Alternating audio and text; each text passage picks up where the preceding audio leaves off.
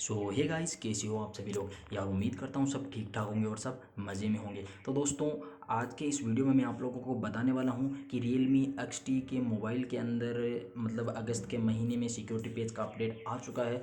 तो आप लोगों को जाना है सिंपली सेटिंग्स के अंदर, और सेटिंग्स के अंदर जाने के बाद नीचे जाओगे आप लोग तो सिस्टम मतलब सॉफ्टवेयर अपडेट लिखा हुआ मिलेगा, देख लीजिए अबाउट फ़ोन के ऊपर।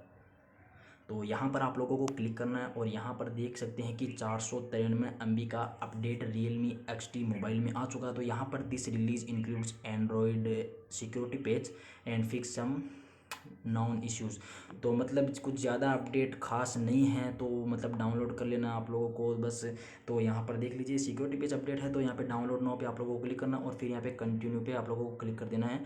तो ये पूरा अपडेट होने के बाद आप लोगों को मोबाइल रीस्टार्ट कर लेना है। तो बस यही बताने वाला था आज की वीडियो में कि एंड्रॉयड मतलब Realme XT मोबाइल में एंड्रॉयड का मतलब एंड्रॉयड का नहीं मतलब सिक्योरिटी पेज का अपडेट आ चुका है। तो उम्मीद करता हूँ आप लोगों को ये वीडियो पसंद आया होगा। सो आज के लिए इतना ही, मिलते हैं नेक्स्ट वीडियो में, तब तक के लिए बाय बाय।